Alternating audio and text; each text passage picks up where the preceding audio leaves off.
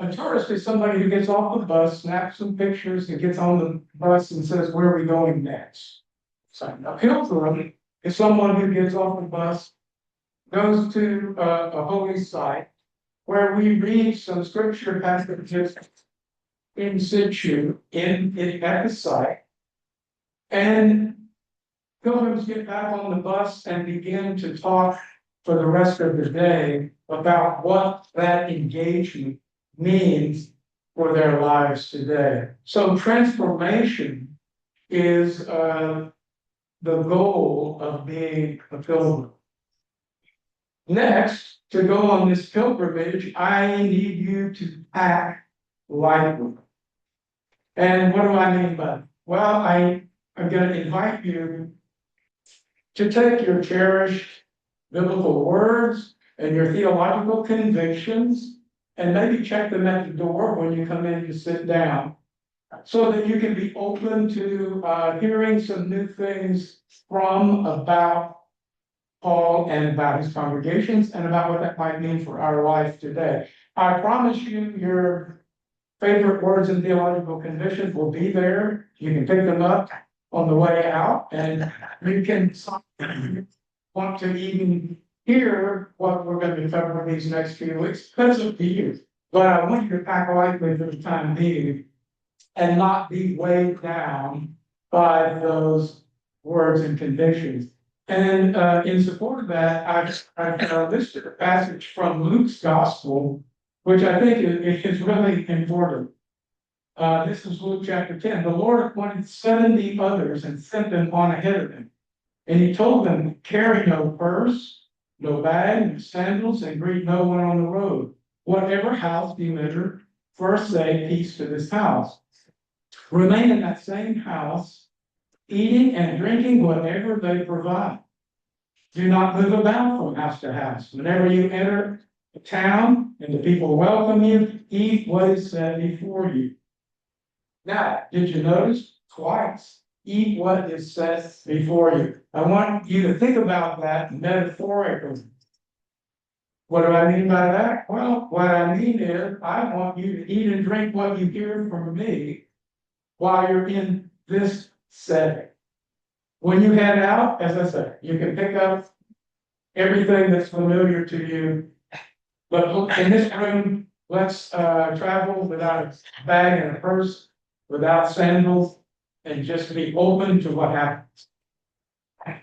Finally, that means asking questions and being open to some new translations of biblical texts and some close readings of Paul's letters. And by close readings, I mean we look really closely at some of the sentences, and we're going to explore, what is he really saying here?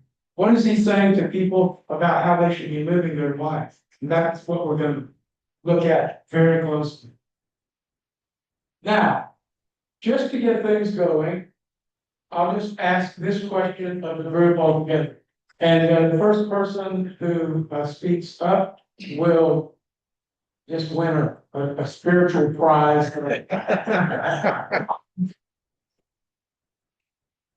What must you leave behind on this pilgrimage to be open to hearing new things from Paul and from his letters? That might be words, it might be theological convictions, and I'm not blind to the fact that some of you may just not like Paul. And if that's the case, that's no problem either. That's one of those things that invite you to check at the door. But you tell me, what do you need to leave behind to be open to hear what we're going to do? Everything I know about. Everything you know about Paul? Wow, okay. You might have to take your jacket off. Okay, thank you. What I think, Before I come back, let me say, I'm not going to try to convince you of anything. I'm going to invite you to hear a particular way of teaching that Paul is using and what he's doing with it, and ask whether that's something we should reclaim for today without taking on board. But the other things may not. Yes. I want to leave behind what I think I already know. Oh, leave behind what I think I already know. That's wonderful. That's the best I can ask you. Everybody. Because we all think we know some things, and you're right. But I'm gonna invite us to rehear. Anyone else? All right, now look, for this to work, you're gonna have to get comfortable speaking up. Faith versus works. Faith versus works. Perfect. Wonderful Protestant, Reformation interpretation of what Paul's up to. Pretty critical that you check that one at the door. I promise it'll be there when you leave. But thank you for anything else. See?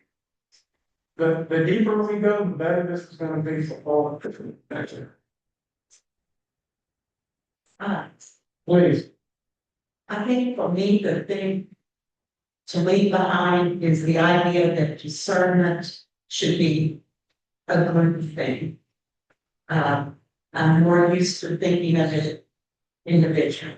Indeed, I would say almost every one of us is accustomed to thinking of discernment as something individual. After all, who can know anything about my context better than I do?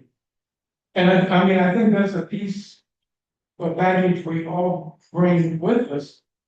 What I want to say that we're going to look at is what does it mean to do discernment in a community? And I can say that over these past 25 years, I've had a nonprofit here locally called St. Benedict's Workshop. And the principal work of that nonprofit is convening small groups of people who meet weekly to do this kind of community discernment together. And I can tell you that this is not about intruding in one another's space. It's about being counselors to one another, to try to open up what the Spirit is calling an individual to do. But you'll hear more about that. But thank you for that. I think that's a bias that we probably all bring to bear. Yes. So for non-Angles. Say more, please. But this influences our decisions. Great. So you need to take a chair up here next to me, and maybe you'll be interpreting what I'm saying in case I start sounding like I'm speaking in tongues. You can translate for the group. I'm serious. I'm sorry. I can Spanish. Thank you. Context is everything. Coming out of an Anglo setting, I'm probably deeply entrenched in individual decision making. Coming out of different Hispanic or Latino contexts where community is the primary center of activity, actually takes you back closer to the early church than what we are able to experience, which is why it's such a challenge. So thank you for that. Anyone else? All right. Let's make our first stop on this pilgrimage. God revealed the risen Christ in Paul, and he was transformed. So let me just read this passage. This is from the first chapter of Galatians. And we'll talk a little bit more about it when I get through. For I want you to know, brothers and sisters, that the good news that was embodied by me is not of human origin. For I did not receive it from a human source, nor was I taught, but I received it through the revelation of Jesus Christ. You have heard, no doubt, of my earlier life in Judaism. I was violently persecuting the church of God and was trying to destroy it. I advanced in Judaism beyond many among my people of the same age, for I was far more zealous for the traditions of my ancestors.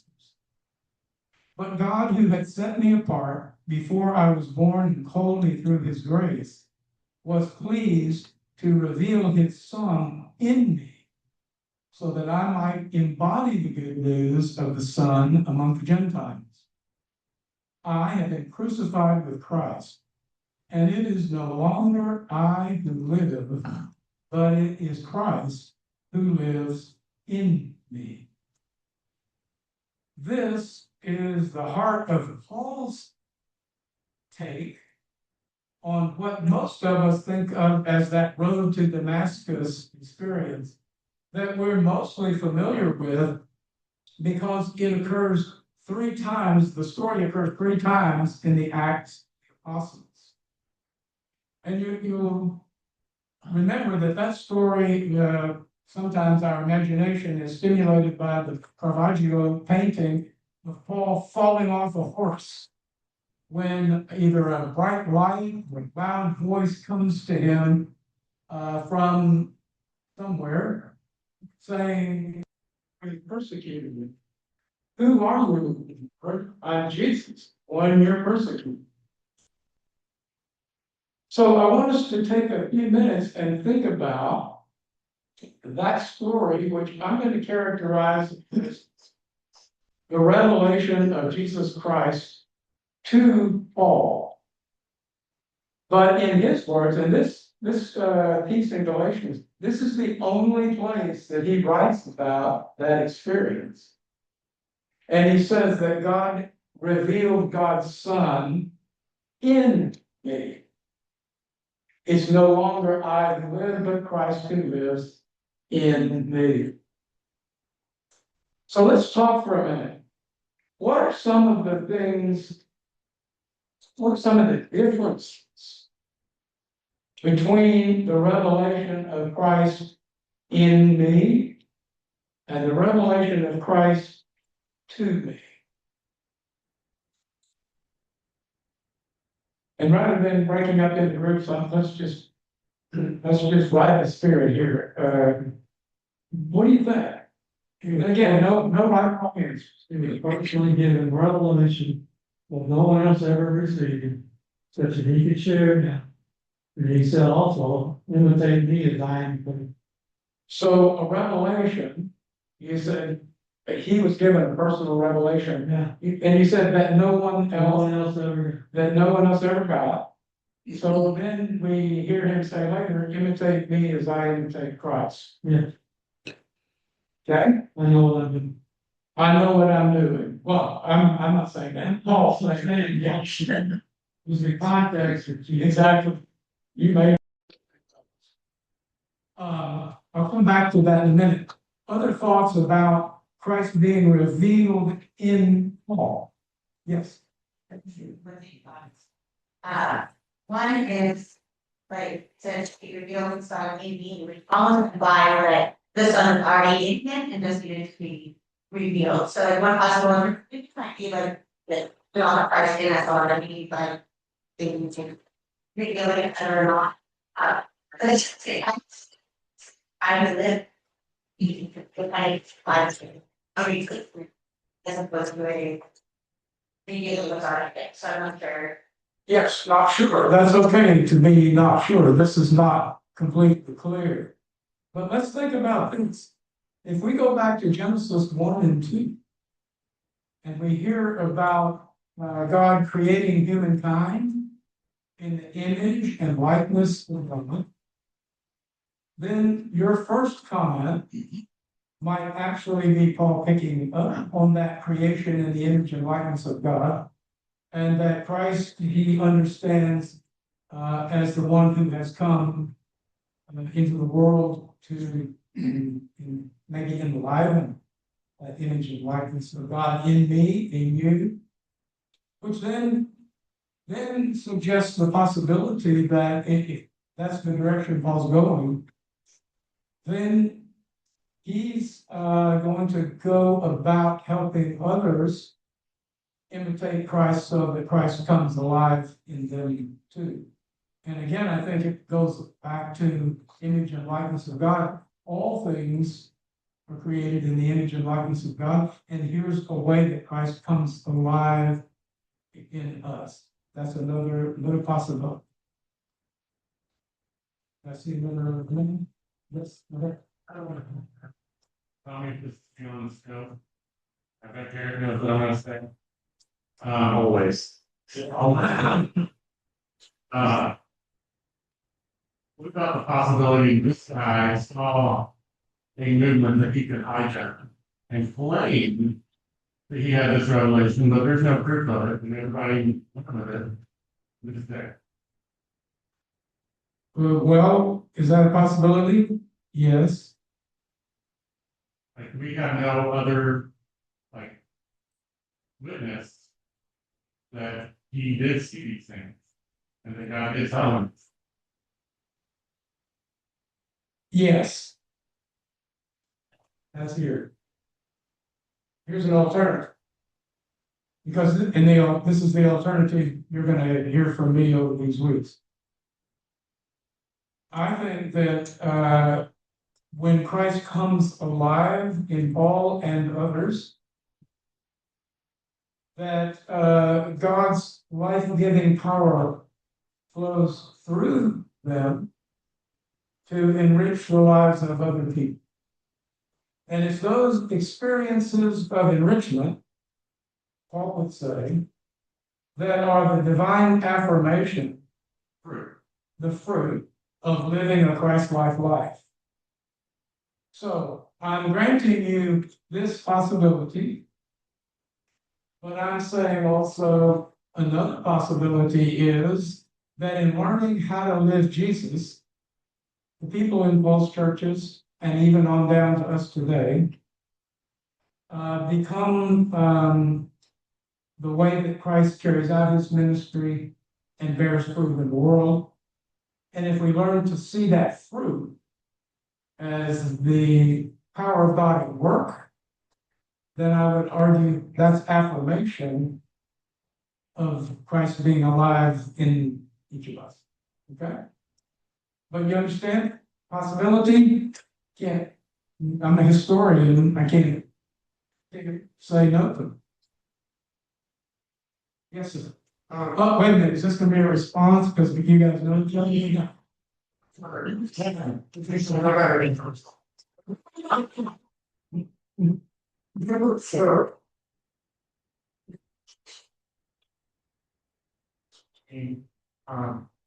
Revelation 2 to Revelation. Yes. And I think maybe, hopefully I'm understanding that correctly. I'm thinking about Revelation 2 as Jesus discussion with Nicodemus.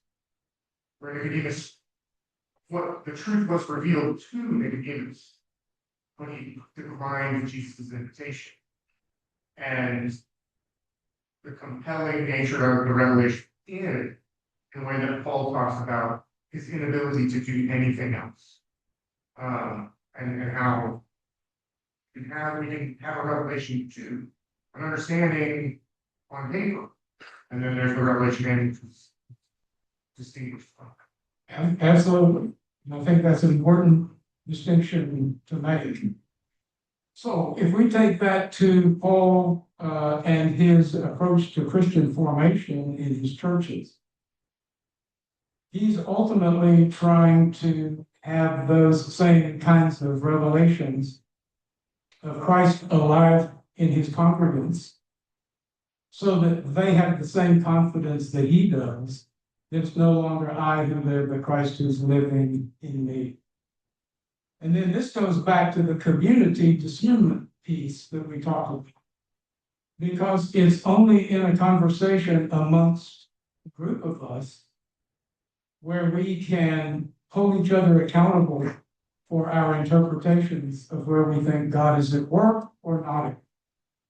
So that's a carry-on from what you've said. That's a piece of where we're going.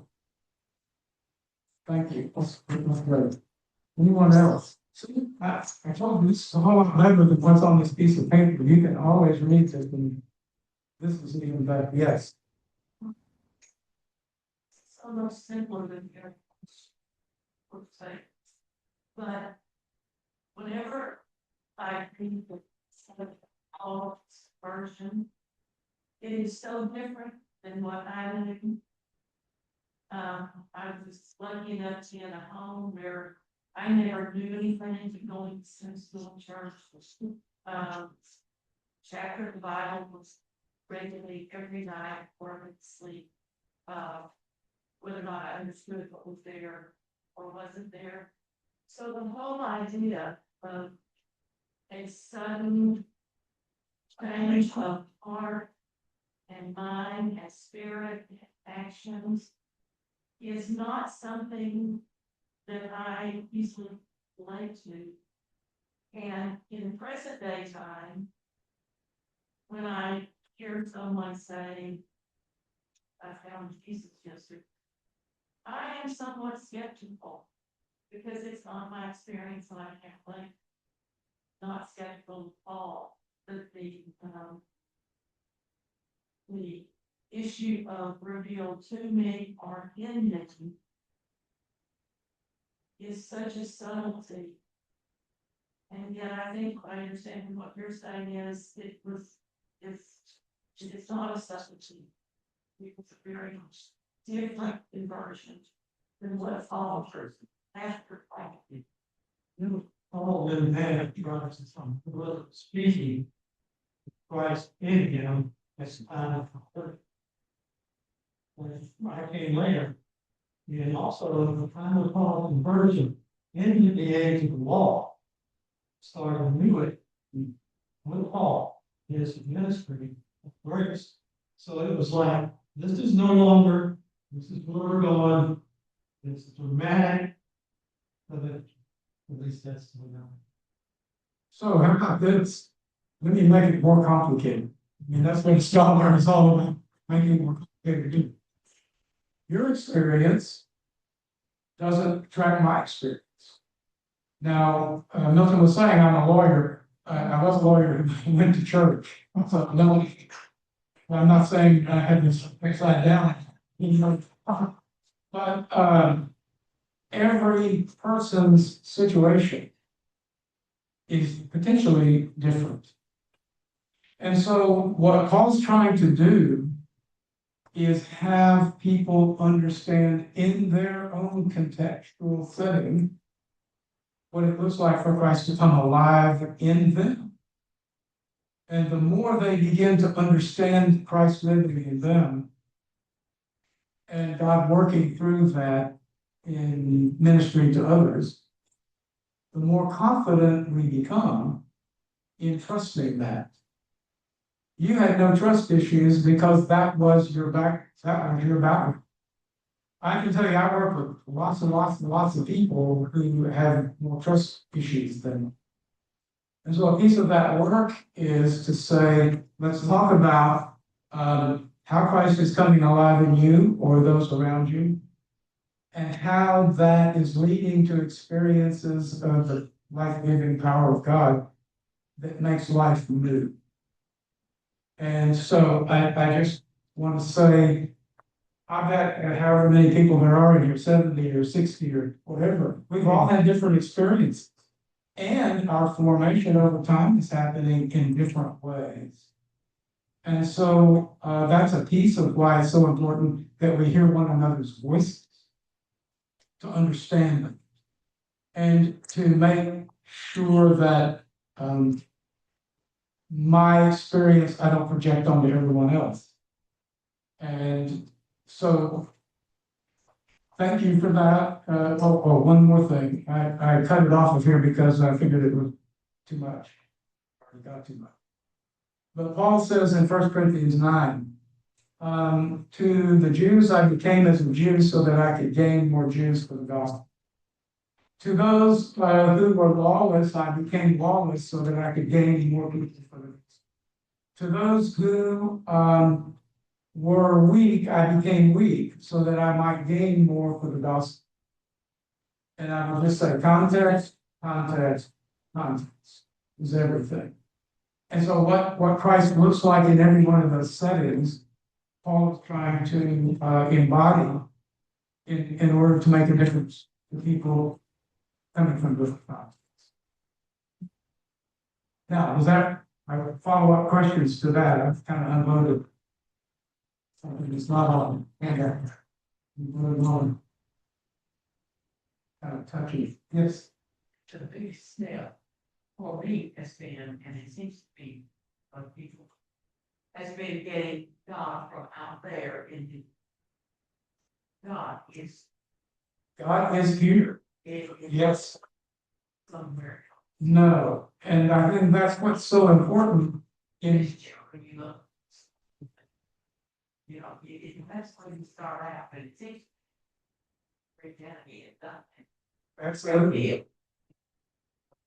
Stay with the two instead of the in.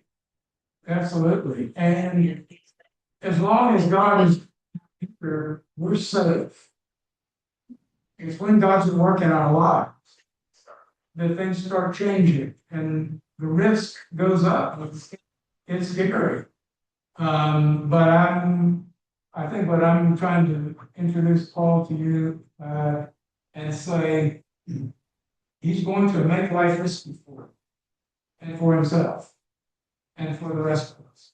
But there's something to gain from that, because following Jesus, if it's not, you can't be following Jesus if you're not taking these things. That's what the cross and resurrection are all about. All right, so let's go back. I'll get back on my sheet here. So there are two important Greek words that I highlighted in the passage. And words matter, and this is where I'm going to offer you some different ways of reading words.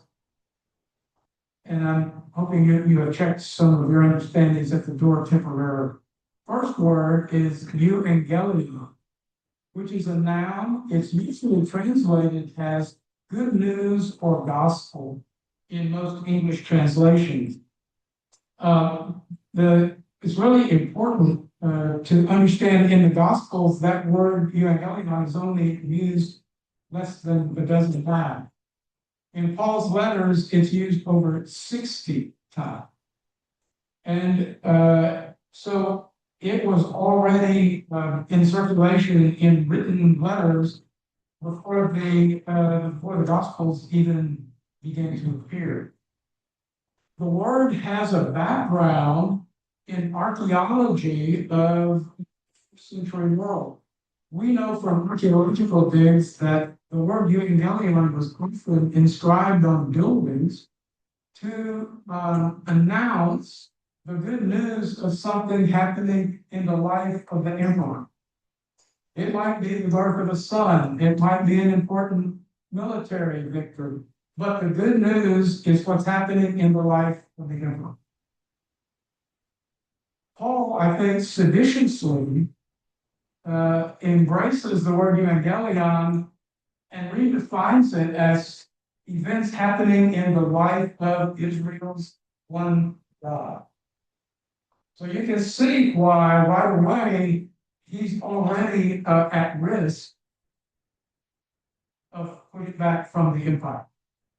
He's using the good news of Caesar, but instead saying, no, the good news really is all about what God's up to in the world, not what Caesar is up to.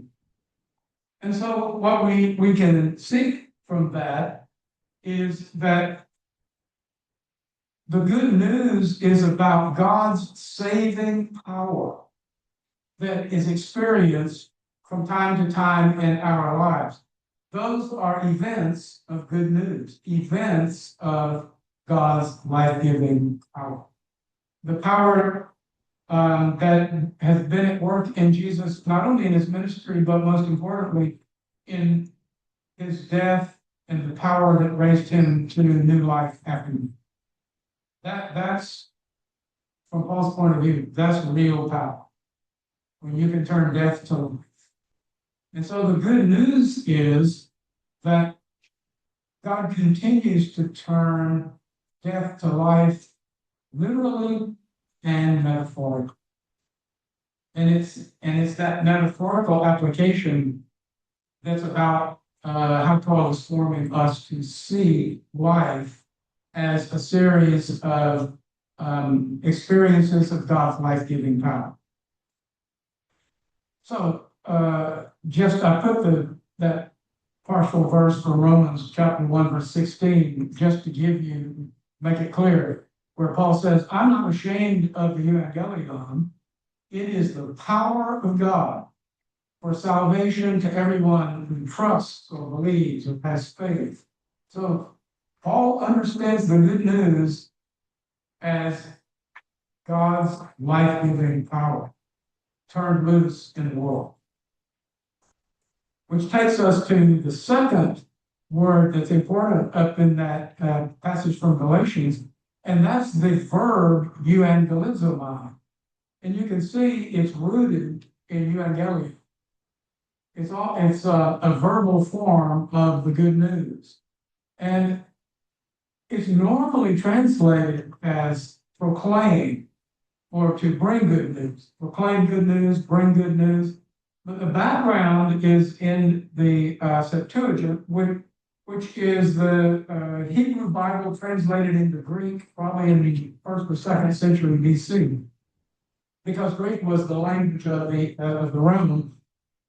In Isaiah 52:7 in Greek form, you can see where Isaiah uses that verb euangelizomai twice. He says, "How beautiful upon the mountains are the feet of the messenger who announces peace, who brings good news, who announces salvation, who says to Zion, your God reigns." Now we know from Romans 10, Paul is aware and knows Isaiah 52:7. And what I think Paul is up to here in using this verb, he's actually announcing the good news that God reigns in his own body, in his own life.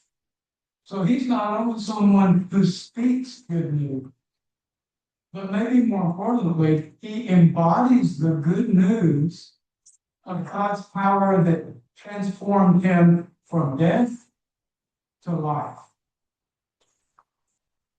Let me pause right there. He embodies the good news. Questions, comments about that? Most of us think of Paul as the consummate preacher because he's depicted in the Acts of the Apostles as a potent oral preacher, persuasive oral preacher.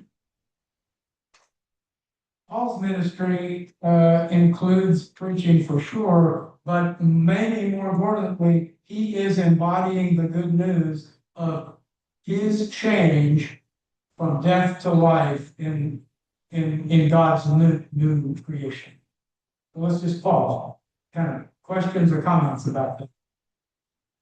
This is what I really need you to take away this morning. Yes. I think that Paul was the ultimate worst possible man on earth to oppose the resurrection and the ministry of Christ. And yet, if God can take somebody like that, one of the worst, back there to say, and reveal to him who he is. Well, Paul was never in his own brain. He was. You find a little switch going on in his head going, oh my God. And then he was transformed when it took Christ to reveal himself. Whenever Revelation to that, with Paul was able to let that happen, that we were totally never going to see it. We were never going to get it. And get it out. What do you think you feel? Since God was goodness to me, so Christ was it. And happen anytime. I was. And part of the whole thing that we are all, until we believe we are sealed with the Holy Spirit. Then we're like Paul, but we are all worst. He just happened to be the one that most worthy of being called. So, Okay, everybody heard that, I'm sure.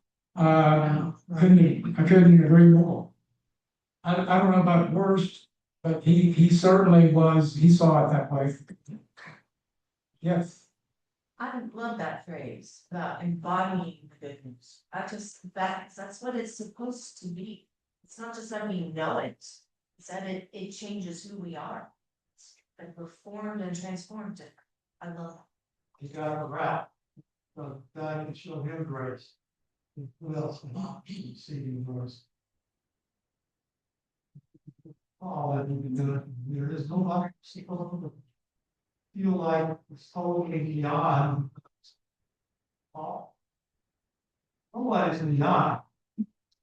Nobody is beyond it for sure. Any other comments or questions? Thank you. So let's look at this next passage at the top of the second page from 1 Corinthians chapter 1. Paul uses this verb again, euangelizomai, and he uses it often. I've just picked out two instances here. He says, "For Christ did not send me to baptize, but to embody the good news, and not with eloquent wisdom, so that the cross of Christ might not be empty of its power. For the logic of the cross," and I'll come back to the logic of the cross, "is foolishness to those who are perishing, but to us who are being saved, it is the power of God." So notice Paul here says, I didn't come proclaiming the good news with eloquent words. I embody the good news, and it's the power of the cross. According to Paul, the power of the cross is in the way we live the good news.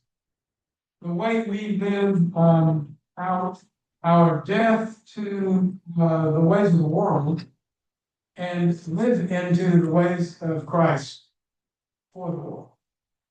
That's the death to the old, living to the new. And what he's saying here is that that's where the power of God is unleashed into the world. When we live the ways of Christ, which are often contrary to the ways of the world, we turn this life-giving power of God loose in the world for the benefit of other people.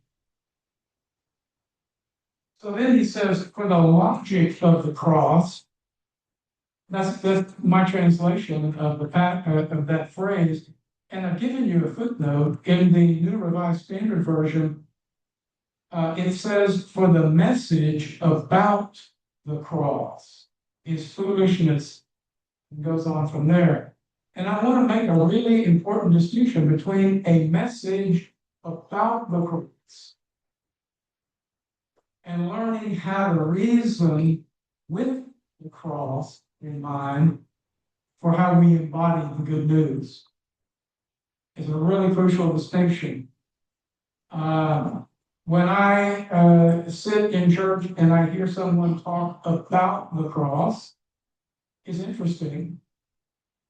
And I might even put my trust in that. But when I hear people talking about reasoning with the logic of the cross, then I think that means I got to get involved, reasoning and living the cross in my own life. That's risky. So do you see the distinction? Listening to a message about the cross can be safe. Reasoning with the cross in every one of my daily contexts is less safe. And what Paul's saying is, and what you'll see next time, this is how he's challenging us to reason always like Christ reasons, putting the interests of others ahead of our own. All right, comments about that? Questions about that?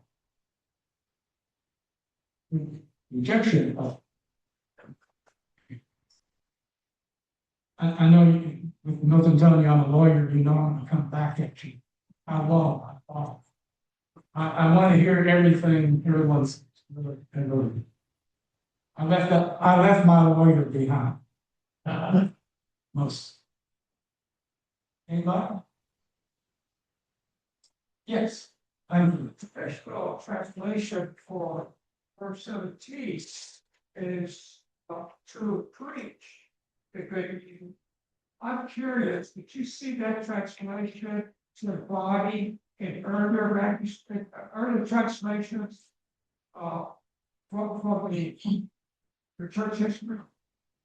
No, I'm actually saying, I think because Paul knows Isaiah 52. The good news that's being announced is your God reigns. And I think what Paul is saying is your God reigns in the way you embody Christ in the world.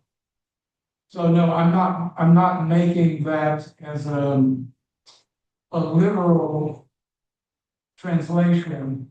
I'm saying I think that's the theological implication for how Paul's used and why he's using it that. Because it's really clear in Isaiah 52:7, your God reigns. And Paul is clear, your God is reigning in life through Christ, not only in my life, but in yours and everyone else's who embraces that. But no, I mean, if you go look at all of the entries, it's about announcing good news. But I think Paul has made a move beyond just the spoken. Thank you for that. I could live with it. Okay, to preach in word, line. Yes, So it's the preach is not limited to words. So we're like, that's a really, thank you for that too. I am sort of pushing you in this direction because when most people hear the word preach, they think of a spoken word from someone preaching. And so I'm really trying to make you unsettled.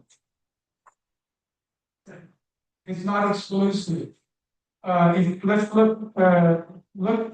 jump down, if you will, to that item number 6. And I realize we're getting close to being out of time. Look at number 6 there. This is in 1 Corinthians, right after the passage I just quoted. He says, when I came to you, brothers and sisters, I did not come proclaiming the mystery of God to you in lofty words or wisdom. For I decided to know nothing among you except Jesus Christ and Him crucified. My speech and my proclamation, and I put embodied in there in brackets, my speech and my proclamation were not with plausible words of wisdom, but with a demonstration of the Spirit and power, so that your faith may not rest. But with the demonstration of the Spirit and power, so that your faith and faithfulness might not be grounded in human wisdom, but in the power of God. So, sorry, that's my alarm going off telling me. So, speech and proclamation, make of it what you want, but if speech and proclamation are equal, that then he's wasting words, and every time you put some words on an ancient document, it's expensive. I think it means more than just oral preaching. All right, I'm gonna have to let you guys go, but if you look at number 5 is really, well, number 4 is Paul's mission statement. You can look at that when you get home. It's about knowing Christ and the power of His resurrection. And then in in item 5 from Romans, we are baptized into the death of Christ, so that just as Christ was raised from the dead, we too might walk in newness of life. So here's what Paul's saying. That same power of God that raised Jesus from the dead is also enlivening and inspiring us in our earthly lives to walk in newness of life, to walk in the ways of Jesus Christ. Same power. And Paul says, ultimately, I want to know resurrection after death. But meanwhile, in this earthly life, it's that same life-giving power of God that energizes me to live Christ in the world.